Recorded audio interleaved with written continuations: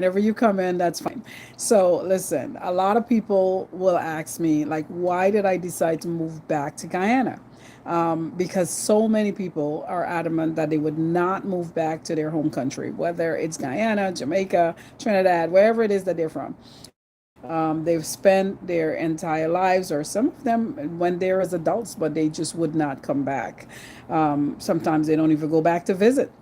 That wasn't the case with me. I have always come back. I am a child of the soil. I've always come back home. I have always been, since I was 13 years old, going on 14. I came back to Guyana the very next year after I left, because my grandparents brought me back. And I told you guys a story behind that. So for me, this is just like a place where I knew that I would one day come back to. So, yes, I am here. I have not lost anything by deciding to come back home. In fact, I think I have gained a whole lot. Not only my peace of mind, financial freedom, I have gained just the ability to be able to socialize in peace and not worry about some crazy gunman coming in and just do whatever it is that he does, which is so often the case in the US these days. Like, you can't go anywhere and just enjoy yourself. It's just nuts. So, like so many other black women who are, just skipping, the US and going to places overseas to live. And I'm talking about these are homebred black American women. This is all this is where their family are from. This is where, this is what they know, the US. But a lot of, there's this exodus taking place where a lot of black women, African American women, are leaving the United States to seek refuge in other places. I mean, seek a different lifestyle, seek more peaceful lifestyle, more financially free lifestyle, a place where they can relax, where they can focus, where they can still work from overseas, wherever they are. They're looking for spaces. Some of them talk about house sitting, where they travel from space to space and they house sit in different countries. And in these spaces, they're able to just relax and to live the way that they want to. And whether they're in Europe or they're in Africa, or they go to South America, Central America, they go to different spaces, and so they house sit in these countries. And I don't know much about the house sitting industry, but apparently what it seems like you can basically sign up. I guess you kind of go in and you're on a platform and you sign up as part of the as a member. And once you become a member, I guess they check out your background and they do different things to make sure that whomever it is that you're house sitting for, that their space is safe, as well as they investigate the house sitter themselves. And then there's this big community of people who actually they're able to work together to where the house sitter is going away and they have their dogs and their cats and so on, and they can't afford to leave their dogs alone. And so that person go in and they house sit. Not only are they there to look over the property, but they're also there to walk the pets and take care of the pets, feed the pets, and so on. So there's this thing that is going on, this house sitting thing. So what I'm talking about is the fact that a lot of people, there's this big exodus taking place. And I know a lot of us here in the from the Caribbean community oftentimes say things like, we will never ever move back home, or we will never ever we'll come visit for 2 weeks and that's the max that we will stay. Yet and still, I follow these African American women who are, just gung ho about, going overseas, living overseas, doing things overseas. And it is very, very, I think it's impressive for me, as another person or as another woman, to look at these women and see that, okay, they were born there. And here it is that they're saying that they would definitely leave and go someplace else to live and to work, right? Work from. So they're not working to make money from these places. Most of them are, what they're doing is that they're working overseas, in terms of online and so on. So they make their money for through, via YouTube. They make their money doing different things. So if there's an exodus taking place, and if these are people who are born on the soil of America, and they're saying, listen, let me try something different, what is wrong with our people? Our Caribbean people who all oftentimes sit back and say, well, I will never ever go back home. Like, I will never ever live back home. Like, listen, I understand if you're of a certain age and, the medical, you have a medical, concern, which is true. I have to tell you, I spent 4 days in the hospital recently. That's because I've exhausted myself. I've been here working.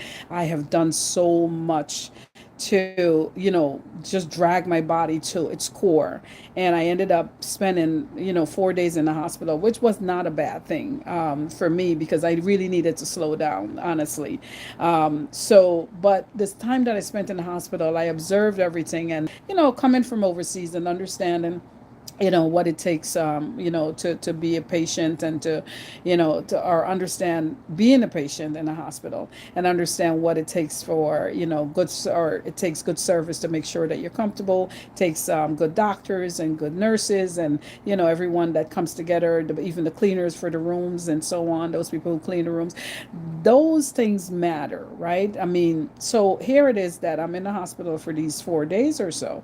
And to be honest with you, I have, I don't have much to complain about. I don't think I have anything to complain about. And this is in Wismer-Linden, right? So I ended up making myself sick, like I said, ending up being in the hospital because I couldn't keep anything down. Every single thing that I had, that I ate, I was bringing it back up. And obviously, a matter of exertion. Probably, maybe I ate something bad. We honestly don't even know what the issue was. They came down to, probably the doctors came down to the maybe it's the surgical, because I had surgery, twice already. Maybe there was some sort of blockage there. I don't believe. I don't think we actually identified the issue because when I came out, I just kind of went on with my life, because they wanted to do a CT scan, and they did do another scan. What kind of scan they did? They did some other sort of scan in there, but it didn't really show much, and that's not the kind of scan that allows you to really see deep into the tissues and into the body. So some of you medical folks out there may know whatever scans they do to seek deeper, and I believe that CT scan is what I needed. Anyway, I didn't get, since I came out, I've been fine. I just honestly believe that I was exhausted. I felt like as though I made myself sick from running up and down, doing so much, working. I've been here working for over almost 3 years, on this project, seeing every building, built, and every contractor I had to work with, and everything that I had to do. So I've really exerted myself. Like, it's really exhausting at times, but you say you have something in mind and you want to see it through. So anyways, with that said, given that I have given up my life in the US to come here, there must be a reason why I came. So looking at the medical system there and the medical system here, we know that there is no comparison, right? However, I don't think it's as bad. Spending those 4 days in the hospital just taught me that it wasn't as bad as I thought it was. Every doctor was on point. Every single nurse was, every time they came to you, they would tell you exactly what it is that they're giving you in terms of whether it's an injection or something in your IV, or anything to do with, with oral medication, anything at all. They were very much in point. And again, this is in Wismer-Linden, and Mackenzie Hospital, that is. And I mean, they would. The doctors would come in the mornings, and they all gather around their patient, because I was in the female ward. They gathered around, they tell you exactly what's happening. They talked. These were black Guyanese doctors. They were, multiracial people, even, doctors from overseas. The I think they were mostly Cubans, though. And the doctors here, they spoke they spoke. I did not realize that so many of us in Guyana speak Spanish. So a lot of the doctors spoke Spanish and spoke Spanish fluently, so they could communicate with the Cuban doctors. So that in itself, really, really, I was impressed with that.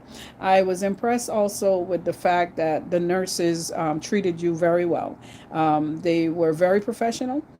This is not only me, like I said, I was in the female ward, so it was six of us in there, one, two, at least four, five of us in there at the time. One bed was empty, and it was always clean. The cleaner came in. The lunches and breakfasts were always on point. They actually had some. I could not eat because I had a tube down my throat. But when I could finally get something to eat, I couldn't eat solids, but I had some soup, and the soup was pretty good. Could only drink like clear for the most part, so I could not really get to eat the food, like I said. But overall, I don't have any complaints. Um, I'm not saying that any of us want to be stuck in the hospital when we're overseas, but to know that you have medical system that actually would work for you is not a bad thing at all. That is an excellent thing. And so everything that I went through for those 4 days taught me that if I ever get into trouble, I don't need to take a plane and fly back to Miami. I can seek services here and I would be well taken care of. If it's not anything major like surgery or anything like that, if it's just, whatever it is, they can discover, they can work, they can do whatever it is, they can medicate you, they can manage your, whatever it is, issues that you're going through. And that is something that I was very, very terrified of because I didn't know what the capabilities were in terms of are they ready to take care of you if there is something wrong. So to know that you can have just medical management, or in terms of the basic things, in terms of them being there with you, in terms of them giving you the right medication, taking care of you, discovering what's wrong. I mean, I really, really think that they're up to par with that. All right. So for those people who are in the limbo, wondering, do these country even have any kind of medical facilities that will work? They do. Honestly, they do. I do know that someone, at least two or three people who came back recently for surgeries. In fact, the very surgery that I had overseas, which cost me almost 100,000 US dollars. But of course, insurance covers most of that.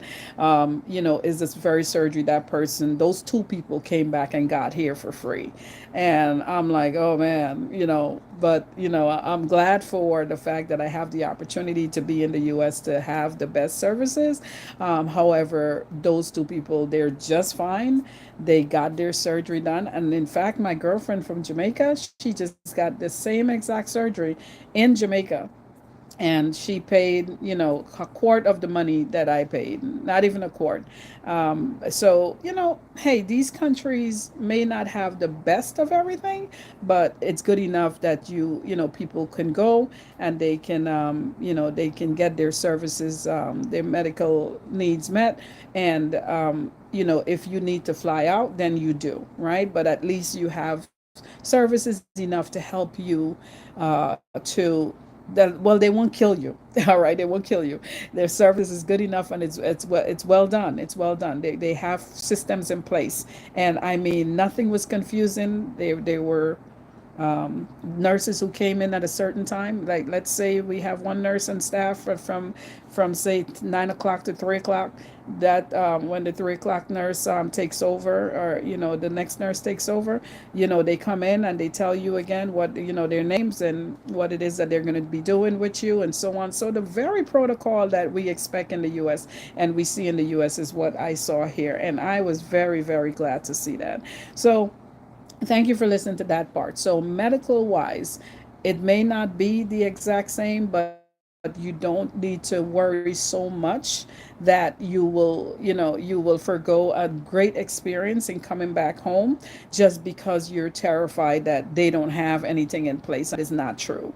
It's are they're always out of this and always out of that. That probably used to be, but they had everything, everything. I mean, every single medication, everything, and I was probably on about 10 different things, just so that they can figure out what was wrong with me and also bring me back to life, because my body was basically just dehydrated. Like I said, I was, for those of you who didn't hear the very beginning, but I was basically just bringing up every single thing that I ate. I could not keep any food down, whether it was liquid or solids. I could not keep anything down. So I ended up, after 4 or 5 days, going into the hospital. Went there first. I got sent back home. Well, I didn't send me home. I decided to come back home. And they were okay with that, because I told them I was energetic enough, because they gave me some IV.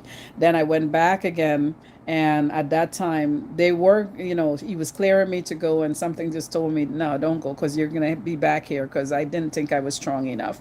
And eventually I stayed there, and again ended up being there for 4 days. Not a bad experience at all, and also came out, with clarity, honestly, just slowing down, giving up a lot of the things that I was doing, passing the baton on to my husband, and to, whatever it is that I have to, like, I didn't need all this stuff on my shoulders. Like, I was doing way too much, and that caught up with me. All right. So don't make yourself sick on the way. You're killing yourself on the way to creating this dream, and you may not get to enjoy that dream. I mean, it wasn't anything serious, obviously, but it was, it was alerting enough to know that, Donna, you need to slow down. Spending 4 days in the hospital is enough to tell you that something, you're not doing something right. Okay, so anyway, um, let's move on to living and doing business in Guyana. Um, I want to say that it's definitely a matter of perspective. For people who say that they wouldn't come back here and they would never do business here, I think it's a matter of perspective. Like, for me, I see the possibilities. I see that the market, where the market trends are going. I see where things are developing rapidly. I see the possibilities. I also know that whether or not, someone else believes in my dream isn't my problem. That's their problem. I believe in my dream. I believed in every single thing that I told you guys that I would do, from the very beginning when I start out. And I think that's one of the reasons, thank you, Lord. But that's one of the reasons why I've come so far with this project, because I've always been very, very methodical, in terms of the fact that I want this to happen. And in my mind, I knew it was going to happen. In my heart, I knew it was going to happen. And energy wise, I was ready, right? So when I came here to Guyana, I knew that I would do exactly what I told you guys that I was going to do. So I had no doubt that this would happen. I literally said to you guys that in about 4 years, this is what I want to do. And before the 4 years was up, I did exactly what I told you guys that I was going to do, but I did it before time, before those 4 years, because I knew I wanted to come back. I wanted to come back at 50, and start, my project, and start doing. And I didn't know exactly what that project would be at the time when I spoke to you guys. I just knew that I wanted to be back here. I wanted to do business here, and I wanted to be here before the market um, gets so expensive that I can't, that the money that I have would just be eradicated. And then, I'm like, oh my God, I shouldn't have done this. Don't come without a plan. Don't come without a plan. I had a plan. My plan was to build this small building, right? Which is what you guys have seen before, is to build this bistro. That idea came from that same Tyrese video or clip that I had seen, with the little beach, kind of like a cafe that he had in his backyard. So when I saw that, I knew that's what I wanted to do with the land that we had bought right before the pandemic. The year before the pandemic, we had came home and we bought this piece of land, and I knew what I was going to do with it right then. When I was talking to you guys, I wasn't sure just yet, though. When I first started talking to you guys, but I just knew that I wanted to do something. So the confidence that I had is what brought me through. Right? So don't allow people to come in and tell you anything that will, stop you from doing whatever you want to do. Okay? Move in silence.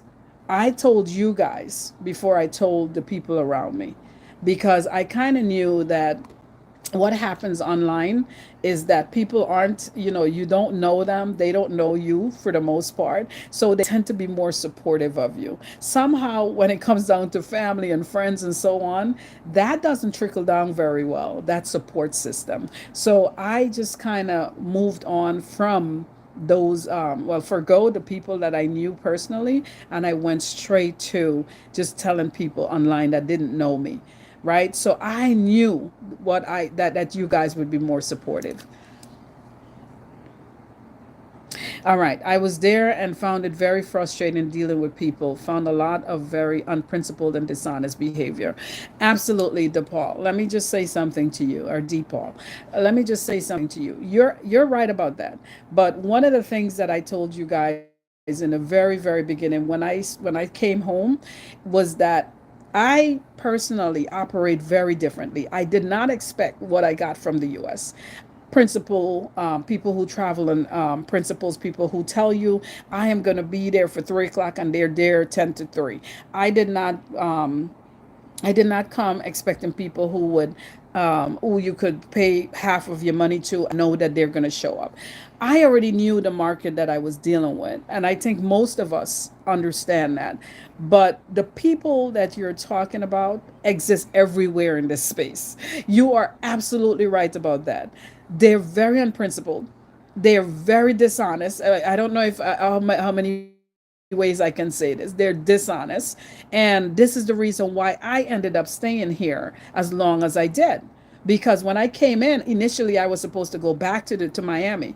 I came in to build, to see, because the building was already built when I came in. The first building was already built. So I came in just to put things together, right? Get the decoration in, get everything together, and I was supposed to leave back out. And every single time I was supposed to leave, my husband say stay. He say stay, because he knew, because I was lecturing from here, so I had no reason to run back to the U.S. because we were still in COVID mode anyway. So I was lecturing from here. So he was like, just stay, because we knew that people were like that, because we tried business here before, so we knew. So you're absolutely right. Do not, and I kept saying this to you guys, do not send your money here to people. Come here and do all your stuff, that you have to get done.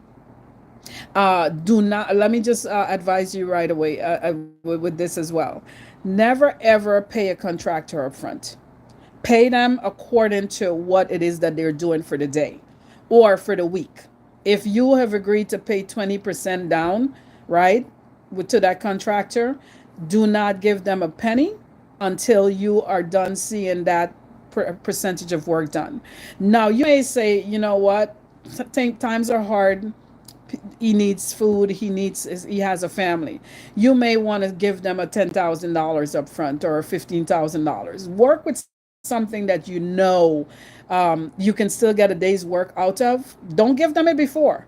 I'm talking about maybe at the end of the day, even though you have a contract, they may come and they may have a sad story. And then you go like, okay, well, how much can I give them for this amount of work? And if they never show back up, I would still feel okay that they got that money, but this amount of work is done. At the end of the day, I may say to them, all right, I'll give you 10 today, because even though we have a contract for the end of the week. So I will give them that 10, but bet and do notice that for that $10,000, my a certain amount of work has been done. Now that creates a very serious relationship between you and them. They understand that you're not giving them any kind of money unless your work is done, right? And they understand also that if they don't show up, you can move on to another contractor, but you haven't lost anything. So what I found is that by the end of the week, my work is done, and they got their full money, and they come again for more work. And they come again also understanding that principle is very important. And I tell them all the time that in the US we work a certain way. In the first world countries we work a certain way. Your word is everything. The way you operate, the way we do business is completely different from than the way you guys do business here. You don't take people money and not show up the next day. You don't tell me you're coming at 9 o'clock and don't show up until 2 o'clock, right? Because time is money, and time is of the essence. So don't waste my time. If you're not coming, it's okay. Just let me know. Okay? If you said 9 o'clock, I don't see you by 9 o'clock. I'm calling you by 9:15. Hey, what's going on? Are you coming or not? Okay, well, no, I can't come today. All right. Well, why didn't you just give me a call? Oh, because I got tied up. I said, okay, no problem. It's all right. So when will I see you? Then they give you a BS story. They try to tell you all this, all that, and they go around the bush, come around, and they use these phrases that you're not familiar with, and you have no idea what the hell they're talking about. And then what happens is that you're like, okay, so now what I learned to do is say, Wednesday at 9 o'clock, will you be here? Because you just told me all this stuff that I have no idea to take me into this completely different realm of understanding that I have no concept of. And I'm trying to decipher what the hell they're trying to tell me, and I don't know. And, oh, auntie this, auntie that, blah, blah, blah, blah, blah. I think it's a way to trick you. Honestly, I do. I think it's a way that they want to trick you. They want to tell you that they're not going to show on Tuesday, but they don't know how to tell you. And what they want to tell you is that they can't come till Wednesday. So around all the, circocious, you know, BS, I would usually say, okay, so Wednesday, 9 o'clock.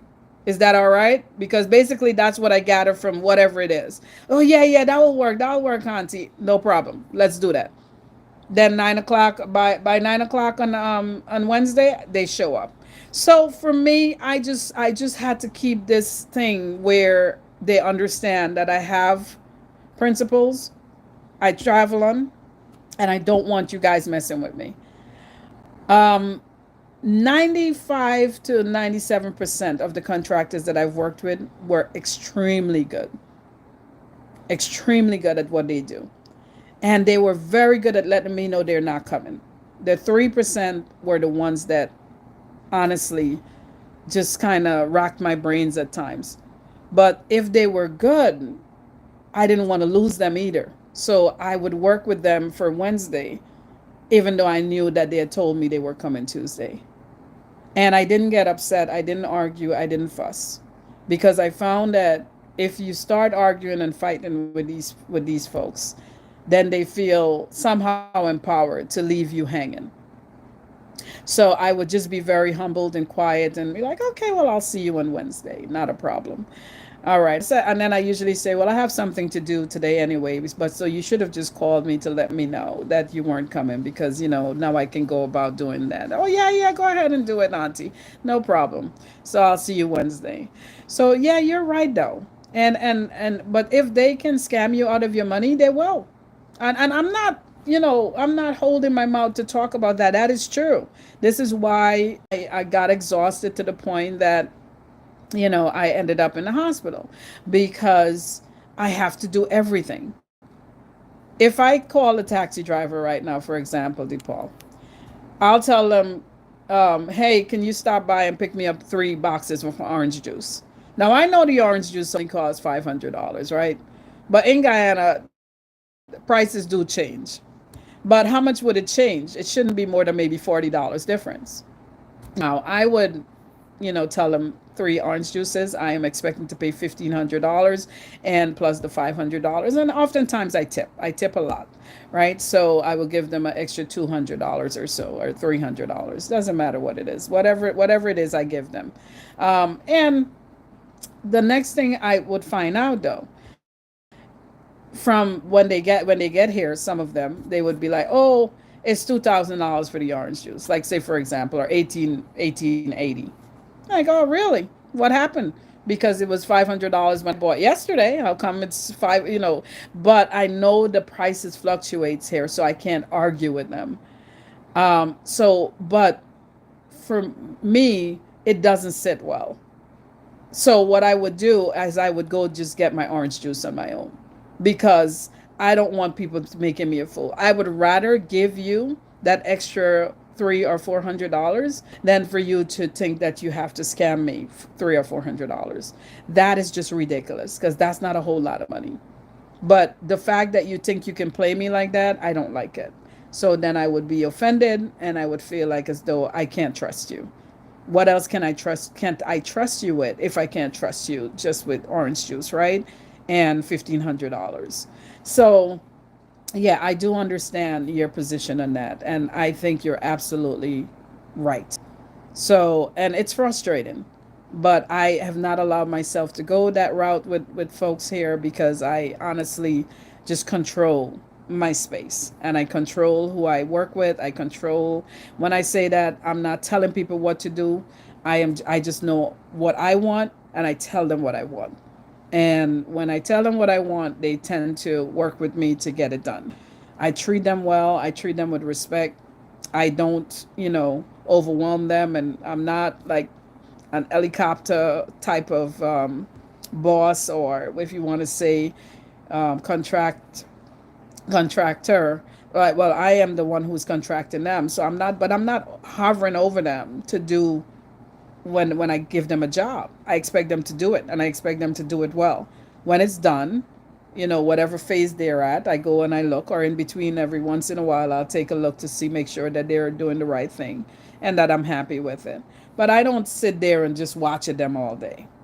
I trust that you are the architect of whatever it is that you're doing and that you will get the job done right. And that's all I ask. So, generally, though, I have had really good contractors, but there were people who came in just for the money and screwed up my job, and then I had to do it over, and that's costly. So, I learned to get the best people, or wait on the best people until they're available. And if I find a good contractor, I tend to work with that person over and over and over. Sometimes they're not available, but then I would wait until they're done with whatever they're doing, and then they come back to me and work with me again. So that helps. Um, expecting anything in the that you get, you're very welcome. Expecting anything, DePaul, that you get overseas to work here, oftentimes it doesn't. Let's just say I had this guy who came in, for example. He was doing some metal work for me. And, I told him what my concerns were about, timing and whatever it was. I was very concerned that people weren't taking my time seriously, or the contractor before him wasn't taking it seriously, and that I need to get this done by a certain time. He came in, he said, "Oh, yes, yes, it'll be done, this, that, blah, blah, blah, blah, blah." Give me the whole spiel. And, lo and behold, he did the first metal job really on time, like really well and on time. So I was like, okay, good. So I decided to hire him for another job. Oh my God. He took his time. He found an excuse. First, he said he was sick. I said, okay, no problem. Feel better. Whenever you're ready, you can let me know.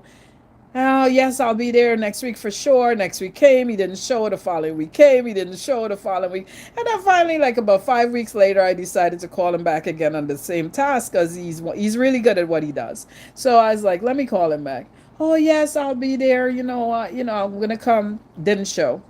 Eventually, I had to find another metal guy. Now, this is the same guy that told me he's always on time. He don't play with his work. He doesn't do this. He does. And I'm like, yo, bro, what happened to all that promise? So the fact is that people come and they say whatever it is that you want to. They think you want to hear. And once they've said that, it's up to you now to say, okay, to see how they work. But never put your money out there. It doesn't matter how sweet they talk. It doesn't matter what they tell you. Do not give them your money. You pay only when your job is complete. You can decide on a contractual agreement where you give them, once again, 20% here for this amount of work, another 20%, and then 60% at the end of the project, right? Because you got to remember that they still got to live, they still got to eat, they still got to feed their families. So you don't want to hold back on every single penny, but you still want your work to be done, and you want to make sure that this work is being done. So if you feel like 3 days of work will give you that 20, will make you feel comfortable in giving that 20%, then let's do 3 days before they get the 20%. If you felt at the first day that they did enough work to get maybe a $5,000 or a $10,000 because they just got to buy some stuff to eat or whatever it is, give them something, but not before they start your work. I'm saying after you see that $5 or $10,000 produced, and then you give them that, even though you have that agreement. But of course, it's all part of their payment, right? So anyway, so with that said, I hope what I'm saying makes sense to you guys, because this is what's worked for me, right? um Let me see what else I want to say. You know, move in silence in the area when once you're here. Don't tell every single person what it is that you want to do. I would tell my customers certain things. I would share with them information such as, oh, I'm going to put up a new building or so on. But in terms of being specific about your moves, please don't do that. I tell you guys more than I tell the people here, because I don't want the people here talk. They talk and they tell everybody everything. For my own security, I say less. I move in silence. I get my business done. Whenever it's done, that's when they see it. I don't tell them too much because people may not know who they're sharing information with. And that information could very well get you in trouble, that they share. So I tend to move in silence a lot. Someone came the other day and said to me, "Oh, your gate is always locked." Well, I start business at 6:30. What are you doing on my property before 6:30? And I've said this before. You have no business on my property before 6:30. If you come here before 6:30, that's because you want to conduct business. And if you are not conducting business, you have no reason to be here, right? Because I don't, we're not, like, I don't have a lot of friends or whatever it is. So most of what I do here is take care of business. All right, let me see. So the Paul says that's what's baffling me with the Guyanese workers. Their attitude towards their work is very unprofessional. Absolutely, absolutely. And this is why you just have to be, without being the helicopter type of person. You know, once you find somebody good, you can allow them to do their work, right? But when they come in, you just really have to talk to them to see who they are, what they are like. And usually they come by recommendation. So I usually ask very reliable people and very professional people who they've used. So I don't just go just using anybody. What I do is I go to, I've learned and I've gotten to know some very awesome business folks around, and even people who don't do business, but people who are professional in their own rights and who do things life the right way. So I've gotten to know those people, and so I usually go back to them. I have about two or three people that I consult with, and I say, hey, can you recommend so and so? This is what I want to get done. And they're like, oh, I know a guy. And that's how I get recommendation. So after they're done, doing the recommendation, like for example, the entire my bathroom, it was my oldest son's dad who recommended a guy who had built for him. And that guy not only built my bathrooms, that is in the first building, but he also built my entire fence. So when they come to you and they're good, you work with them, right? So that's how I ended up with some really really awesome folks who did work for me. And ever so often, like I had another guy who built the outdoors bathroom, but he brought in some other guy who actually did the majority of the work. And then when it was time for him to do the roof, the guy had to leave back out to the interior. And when it was time to do the roof, he didn't know how to fix my roof of the bathroom, put on the zinc. Like the roof was, I guess, twisted in some way. This is the outdoors bathroom. And he didn't know how to, and he kept looking at it. And then he asked me for some more money. And I said, nah, I said, you need to put my zincs on. At that time, he was finished with the structure of itself. He had already built all the compartments to the washrooms or to the restrooms outside. He had already done the entire thing, but the zinc was creating a problem. And he had my zinc sitting there for like 4 or 5 days, and I couldn't understand why. And I kept saying to him, "Listen, get my zincs on." And I saw him staring at the roof the entire time, and he finally just walked away from the job But here's what happened to Paul. He lost money because he was supposed to be paid, and I didn't know he was walking away. I thought that he would be back. So I said, man, he did the entire project. So, all he needed to do was put the zinc on. So why would he not show up? Day one came, he didn't show. Day two, day three, I called him, he didn't answer. So he actually walked away and left his money. Because but then initially he wanted me to give him that money, and I wasn't going to give it to him until he was finished with putting on my zincs. So I mean, I'm brutal like that, because you're not going to leave me. I'm not going to give you another percentage, but we agreed upon that you wouldn't get it until this is done. He had already gotten a certain amount, but he was supposed to get that 60% as he closes off the job. He doesn't show back up. And I'm like, what kind of stupidity is this? Like, bro, you just walked away. You just did this entire project and walked away without this money? That doesn't make sense to me. He was the first person that did that. And then I realized that that's a possibility. So now I'm like, okay, you know what? I am going to, it's a possibility that if I had given him my money, that he would have probably not come back to finish that roof. Right. And, even if it had hurt me, he wouldn't care, because he wasn't going to come back. So, because he didn't know what to do to fix the roof that he created. So, eventually I got a new guy to come in, and I was able to pay that guy to finish the roof. So I ended up saving, but I felt bad that he couldn't fix the roof. But instead of him doing that, he could have told me, listen, I can't fix I can't figure out what's wrong.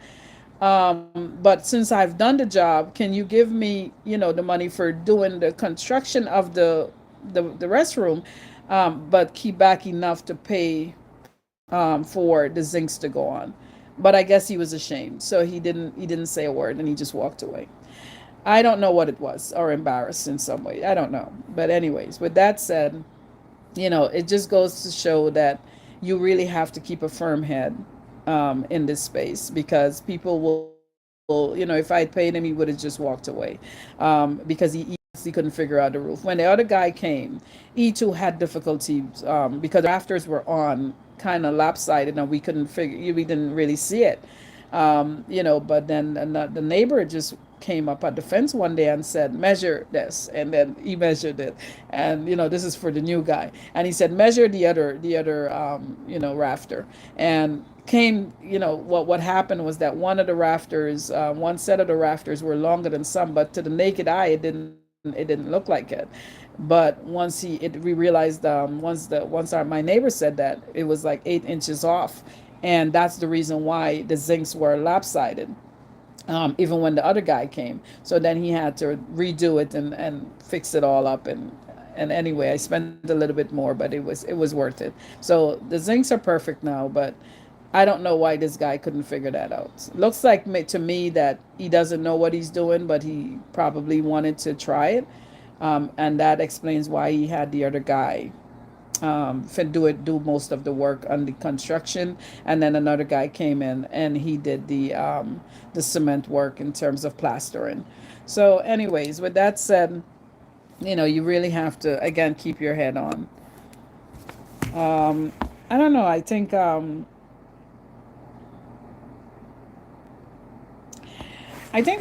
having everything in place as you make these moves is very much important. Like, I honestly had the concept in place. I wouldn't say I had every single piece of finances in place because I ended up expanding in a way that I honestly did not budget for. So I ended up spending more money than I thought that I would, because I expanded in such a rapid way so fast. Because every time I built one building, I imagined something else, and then I would go after that, and then I would imagine something else, and then went after that, and so now I ended up with three buildings, and I am not complaining about that because I think it was worth it. So in this space where I'm at now, that's the Airbnb space. So we ended up occupying one of the rooms so we can be in complex. We're gonna expand on the bar area so that we can have our room in the back. But and so we'll be able to rent out this room as well. So the other room is available for rent, will be available for rent in about maybe 2 months or so. Every time you say something, like every time I think that it's going to be ready, it's not ready. But that's because there's always something getting in the way. And that's one of the things that sometimes I wouldn't say I get frustrated, but more like I have to practice patience because you want it to be ready. It's decorated somewhat. It's there, it looks nice, it's ready to be used for us, but not for guests.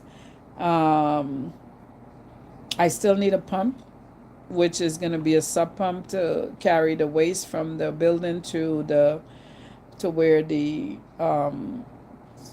disposable thing is. What they call it again? Anyway, anyway, so I have to get that pump. And then I have to get my windows put on in the front because the other day what we found out is that when that storm passed through, I call it a mini hurricane. I swear it was. That must have been a category 1. And a lot of people lost their zincs and, houses fell, building, a lot of things happened, if you didn't know that Linden really did got hit. It left everywhere and just hit Linden, I swear. So we here on the Blueberry Hill really experienced a lot of losses. So the letteret flew in that night and water came down. So that in itself told me that, listen, we've got to get those windows done. Um, those windows are going to cost an extra 2,000 US dollars. So, but we've been spending on so much that we're like, oh, you know what? We're going to have to hold off on that because other things are just as important as the windows. Like, we know that the storm isn't going to happen all the time. We know that most of the times it just rains and, no water comes down. So that was just like a one time thing. So it's not like it's important, but there are other things that are also important. So, but we cannot rent it unless those windows go up because God forbid another storm comes right when you have guests, that will be a catastrophe, right? So we don't want to have any bad image out there. So we would not never rent it unless those windows go up. But we're gonna wait to get those windows up because we need to get in our budget in order. Um, Upon average, I would say to restock the bar, we spend about 1,000 US dollars to restock every month. And with that, we've been trying to pay ourselves, but that doesn't work out too well. And we are paying ourselves at Guyanese minimum wage, and that doesn't work out too well because if I pay myself $5,000 right now, 5,000 Guyana dollars, that's like $25. All right. So imagine working your ass off and just getting paid 25 US dollars for your work for the night, right? Yes, by the time I pay myself that money, I go back and I spend it out anyway. So I end up using back the money to in the business or whatever. Every once in a while, I will go get my nails done, my hair done, and so on. So, I get to a little bit of leisure with money sometimes, but majority of the times, because what I didn't want to happen was that we would continuously look to the US for money to do what we're going to do. If I am here and I'm in business, I should be able to get the money. Well, I should be able to make money to both restock my bar, provide basic things that we need, um, eat each day, drink what we want to drink in terms of, if there is a local, whatever it is that we buy to drink. Or sometimes we buy fruits in order to juice and so on. So it's just the basic things. Let me see what else. Just the fact that I can pay my bills here, I can do the basic things that I need here. Those things are important. I do not want to look to the US. to get money from there. If I'm looking to the US every single month to go back and pull money, that doesn't make sense. Even the construction that we've been doing, it's been locally grown, local monies that comes from the bar. So every single project that we have done for the past year has been done via, the fact that we are working the bar, working events, and so on. It doesn't make sense to have a business and not be able to draw money from the business to do construction, to provide for your everyday needs, and to also pay your bills. If I have to look back to the US to get those things every month, then why am I here? That doesn't make any sense. So that in itself helps us to, we have a, I don't know, kind of like an agreement to never call back to the US to pull money from places where it impacts our finances even more so towards, in terms of our retirement. So we have disciplined ourselves to just using local money to do everything. It's from construction, paying the bills, providing for, for ourselves and so on. And by the way, there were people, such as my dad, who would be involved in helping to, like, my dad literally did the entire downstairs here for me. Like, he was the one that did with the cement and work, paid for the cement and work for the floors, for the restrooms, to build the restrooms, and so on. So, that in itself is a big, big help. So for me, I feel like as though this move was worth it. It was worth it. I guess you found your thrill, did he say? Yes, I guess you found your thrill. Yeah, I mean, yeah, I don't know. I mean, what do you mean by that, by the way? I think that I found my space, but I've always been very, very positive in whatever it is that I do. So even in the, if you followed me, you see my life in Miami is the same. I mean, I'm very happy with what my life was. I was very comfortable living the way I did. I lived close to the beach. I lectured, in Miami. So I had a pretty nice life there. So for me, that transition to Guyana was just enveloping, the same space that I am accustomed to. Right? Okay, you said on Blueberry Hill. Okay, I guess you found the air trail. Okay, yeah, yeah. Blueberry Hill is a really nice spot. Yes. So yeah, I found my space here. I found my home. I found a place that I love. The fact that I'm on the hilltop and that I am around greenery and I am around the fresh air, coming in at nights from all angle. I love it. I love it. And in the mornings and in the late afternoons. During the daytime, it's brutally hot though. All right, that's one of the reasons I think I don't open in the day. But I take customers in the day whenever they come because sometimes they're traveling from out of town or sometimes they're coming into the country and that's the only time that they can drop in.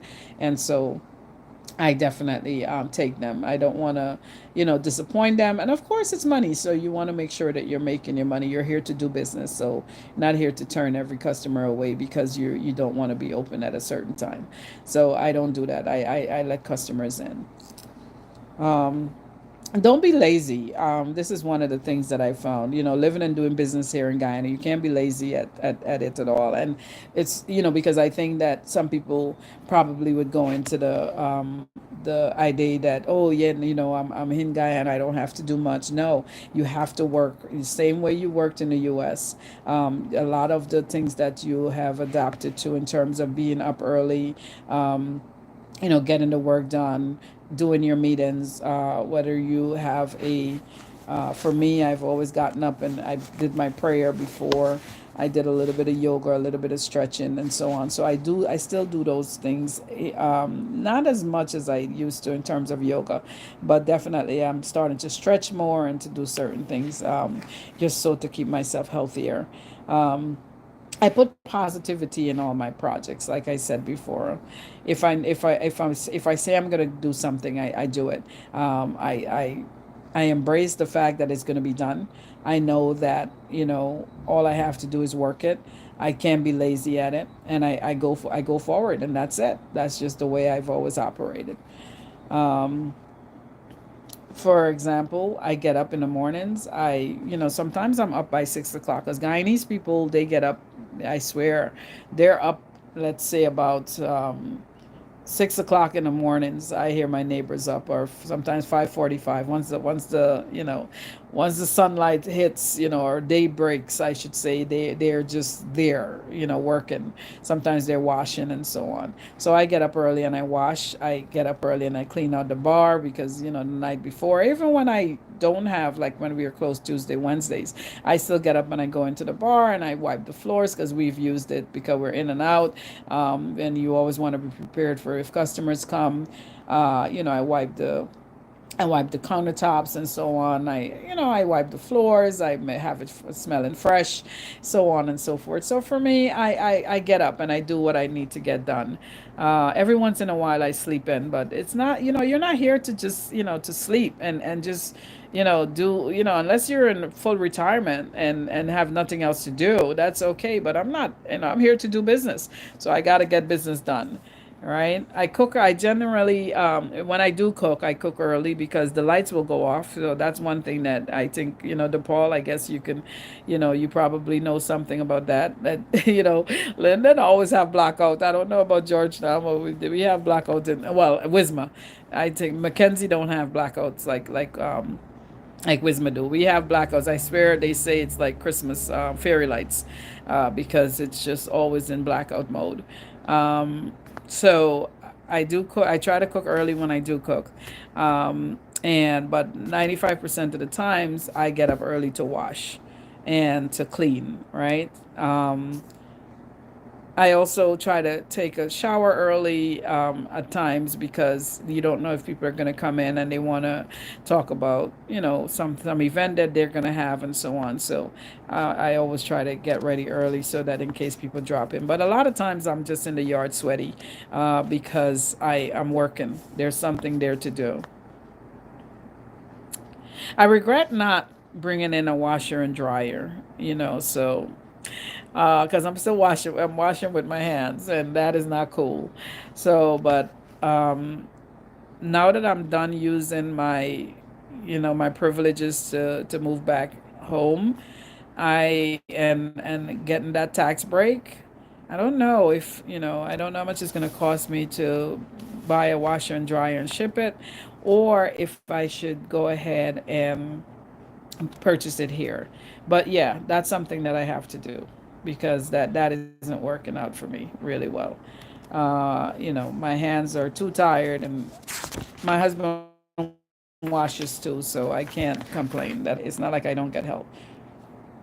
Know that you're in business to do business when you get here. You're not in business to share out all of your products and your services.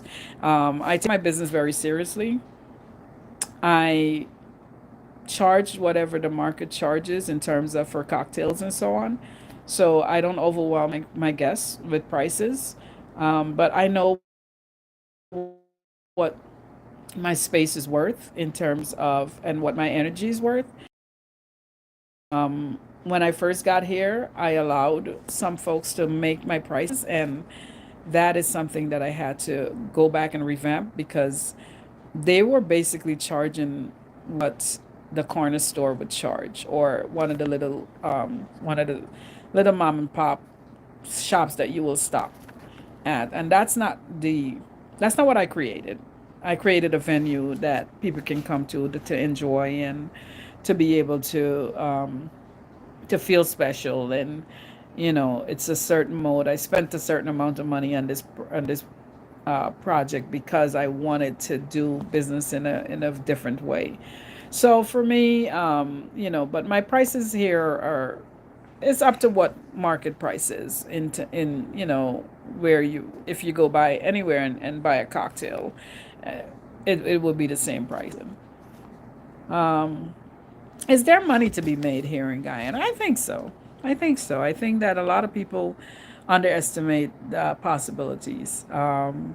I think there's money and to be made, and I think I'm confident that there is money to be made. Um, I'm confident because I've been able to do pretty well, pretty good so far, and I am just getting started with my business. But I'm okay. I'm okay. I think that there's lots more for me to do in terms of marketing and getting more customers in here, but because I'm not done with my construction just yet, I don't feel comfortable inviting all of the public. But so far so good. Lots of people have been telling other people. Lots of people have been good at showing back up. I have repeat customers over and over and over again, so that tells you I'm doing something right. And I have customers who are new, and once they have come, they will come back again. So I am I'm pretty okay. I'm pretty okay. It's just that a lot of the money that you make end up going back to construction because we're not done yet. So I look forward to the day when I won't be able, when I won't have to spend my money in construction, but I'll be able to say, yes, I can, do something with this money. I can travel somewhere. I can, do whatever it is that I please. But for now, I'm being disciplined and spending the money back where it needs to go, which is on completing the job here, which is what I was saying before that I don't want to call back home for money in the US. Everything that we do must be done from money that we made here. Because other than that, we would be, just sitting here doing this business for naught. It wouldn't make sense. So every construction, all our basic needs, all of the bills, everything is paid from what is made here, which is good. All right. Well, anyways, thank you guys so much. I am glad. I hope that I'm being insightful when I speak with you guys. So this is not a vlog about, showing Guyana because some people have said, "Oh, I want to see more of the outside." And every once in a while, I try to show different little spaces, but it's more informative. It's more of an informative vlog for the person who would like to possibly move here and sharing my experiences about what it is that I'm going through, sharing, my motivation in terms of, what keeps me going and how to exist in this market space with the craziness at times, but at the same time, to be disciplined and to also be, again, totally motivated to do what you got to do. It is worth it for me because I enjoy the low bills. The fact that I don't have to pay these excessive amount of bills to live. I I don't have a rent. I don't have a mortgage. I don't have a loan because we built totally out of pocket. So I don't have to pay anybody when the month comes, except for the light company, water, um, and I guess phone. That comes up to about 150 US dollars, or sometimes 110, 120, depends, right? So I'm just saying though, why wouldn't you want to make that move if you can, I mean, and listen, I'm not a millionaire. Of course, I'm not. I just made a decision to come back to Guyana. And I decided instead of taking my money and spending it on Amazon, which is what I was doing during the pandemic, I'm guilty of that, like so many of us are, our women are. We were spending our money on Amazon, doing a lot of, and I was investing a lot of the money in decor and so on because I did weddings and so on over there. And so I decided to take everything that I have, walk away from, the expenses of living in the US and come back home after 35 years, and I have not regretted it. My husband is having, he's still having, I think, a little difficult time adjusting, but I'm totally cool with it. Like I'm good. He'll be good too eventually, but most days he's good, but I think every once in a while he's like, oh Lord, if the lights go out, he's like, oh Lord, the lights are out again. So, and yes, we do have a generator like I said to you guys before, but a generator should not be a necessity. It should be something that we use only when we need to, but it's become a necessity here because the lights are out so often, and sometimes in the middle of entertaining guests, the lights go off, so you have to put it on. It doesn't go out Like it's been out a lot for the past maybe 3 months. Prior to that, it was on for the most part all year. But for the past 3 months or so, it's been bad. So I'm hoping it improves for the Christmas season at least. Right. So when it starts going out, it goes out and out and out. And, sometimes we have it out for like 6, 7 hours, and it's horrible. But, every time that happens, stuff like that happens, he gets irritated and he's adapted to it a lot better than before, but it gets on his nerves. For me, it's like, okay, whatever, I don't worry about it. I only get irritated at times when I think for me, it's more like when guests are here and if it goes out, it bothers me. All right, so this is the space that I told you guys about if you haven't seen it. So, this is the Airbnb space. So, I am in this room here, and then the other room is next door. So, we have a Jack and Jill door there, and you can see it. We finally put a bed in there. Let me get up a little. I was pretty happy with the restroom area. Like they built it really nicely. Oh, see, there go the lights. Oh, there go the lights. I have you guys on my phone, so you can still see me. Oh my God! Didn't I just say? Anyway, so this is the other room. So this is a Jack and Jill door here. So, like I said, it's usable for us in terms of the fact that, we can come in and we can lay in the bed if we wanted to, or, you know, so we're still getting it together. It's not decorated yet the way we wanted to. We just have it made up so that way it could be clean and, you know, everything, but it's not ready. We plan on replacing this area here. We just have a table here right now, so we want to get like a TV stand, more like a drawer set where we can have the guests put their clothes in and we can put a TV on top of it. So we have to ship that in. Or I heard there's Ashley's in Georgetown, Ashley's Furniture, and I'll check them out and see what they have. So instead of shipping in, unless buy it on Facebook Marketplace, then that would be good. So, but this is the other room, um, what we call the sunroom. Can't put any lights on because the lights just went out. But this is the other room, the restroom over here. Let's see. So the guy did a really nice job with the shower and putting up, the walls, the tiles on the walls. And we had another guy did the floors. Sorry, I don't know if I can put on the torchlight while I have you guys here. All right. Yeah, I guess so. Yeah, so most of everything is in place. We just gotta do the complete the decoration. Yeah, the guy that did the building, that built the building, actually did the restrooms, did the tiles in the restroom, which is really good. So here is and somebody else did the floors for us. Actually, my electrician did the floor because one of the things you'll find in Guyana is that most people have about three professions. So your electrician could very well be the person who does some plastering for you and so on and so forth. So because these guys, they're very skilled.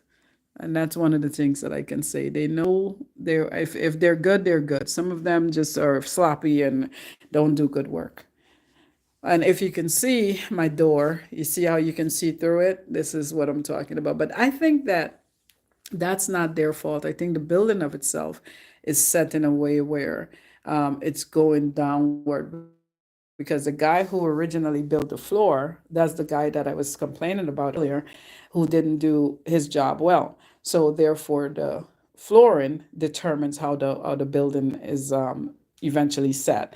So the building has like a slight slope in it. If you don't see it with your naked eyes, maybe you will notice it, but if you come in, you would know, like, "Hey, there goes a step up here." That's because we had to build up over here, and because the way he did the floor was so bad. So he actually was able to, my we brought in some new folks, which is the same electricians. Him and his dad came in, and they no, no, no, no. They weren't the ones that did this floor. Somebody else came in and leveled this floor for us. And, so we were able to build it up. But when they actually did this room, the electrician and his dad, and what they did is they said, listen, instead of building it up, we could have a step down, right? Which is here, because it would have cost us more to build it up, the same as there, and it would take away the room space over here. So, I mean, in terms of from roof to floor. So we ended up keeping the floor at the same level, just kind of putting a thin layer of cement to level it off, and then putting the tiles down. They also did the tiles. So this is what we ended up with, which is really good because they did a nice job with that. The person who built the building also did my black floors, which is what I love. I love the way he did the floors. The tiles came out really, really nice, and so it's really a good thing. So then we eventually, oh, I'm not talking about that. Let me turn this AC off, because I don't know if y'all know, but when they put these currents back on, it will blow your equipments. So you generally, sadly, you have to come over and switch that button, because you don't want to have a blown AC, which will cost you an extra $500. So my electricians, the same guys that did a lot of cement work for me and so on, they are perfect with their electrical work. They don't play, they don't cut corners. These guys are really good. This is what they do.